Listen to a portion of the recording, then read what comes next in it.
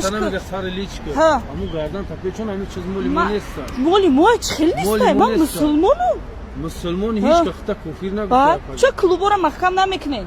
دیسکاتیکا را محکم نمیکنین هیچ بود دموکراتی این چیز مولی ها دموکراتی که باشه ما چیکار بفورا میکنم چیکار بفورا میکنم خود من یوکمش خود حجاب میکنم تو جیب من چیکار داری آپاش ها خورش روباریت بعد اما روباریت هم پیش ما بیا من خودم خچی گام میزنم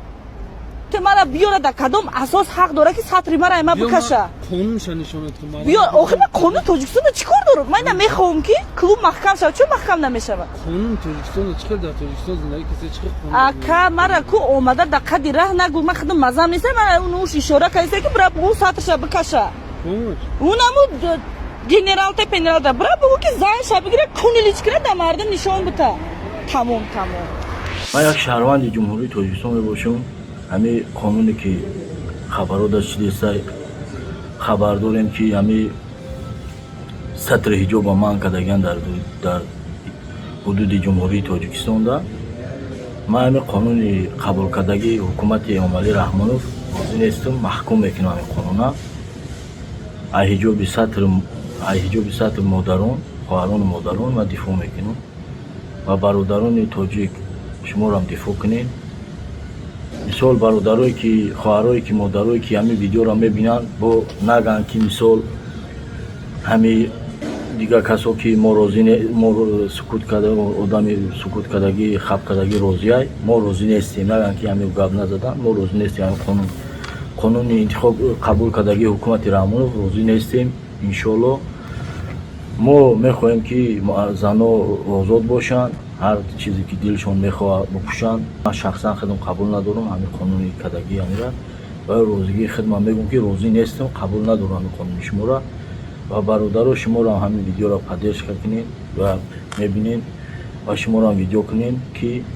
نباید که قانون زخمی بمرورن که سطر جای مادر را بکشن اثرشون در قد کوچه در چیزو نکنن نیکوهای چیزو را ما میبینیم بسیار غمگین میشیم بسیار ناموسی آدم همه جقه بسیار در ناموس رفته سه چیزو احتمالا خواهش میکنیم که همه آدمایی که همه کارو را میکنین شما را میگن که بکنین همه سطر جواب را سر آدموش بگیرین نکنین قبول نکنین همیرا این جوابگاری داره در دنیا دنیا جوابگاری داره هر یک کس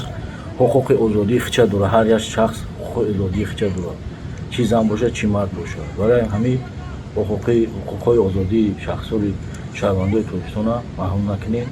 و قانون شما را قبول ندارم و دیگه برادران شما ویدیو کنین و محکوم کنین قانون قبول کردگی حکومت رحمانوف. من شهروند جمهوری تاجیکستان اسمانوف اسماعیل ای قانون قبول کرده حکومت تاجیکستان محکوم میکنم قبول نداریم برای که ما فرهنگ ما دیگه عرف عادت ما زن مادر ما را نمیزه به سطری به مالی و به حجابی نمیزه. من یک شهروند جمهوری تاجیکستان از همین قانونی که درباره سطر حجاب برآمده شده است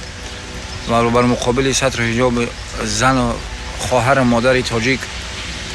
مبارزه برده‌اند. من از حکومت طلب میکنم همچون یک شهروند جمهوری تاجیکستان که سرقانون جمهوری تاجیکستان با من این حق میتهد که من ناراضگی خودم بیان کنم. من از حکومت طلب دارم که هر چیز زودتر همه قانون را بکار کنین دخالت نکنین به زن خواهر مادر تاجیکی چه خیلی که میگرده سطر حجاب این ناموس هر یک شهروند است. حکومتی ها من از شما طلب میکنم که کدام باشی نباشی هر چیز زودتر دست برداره همین قانونی بر ضد حجاب و سطر.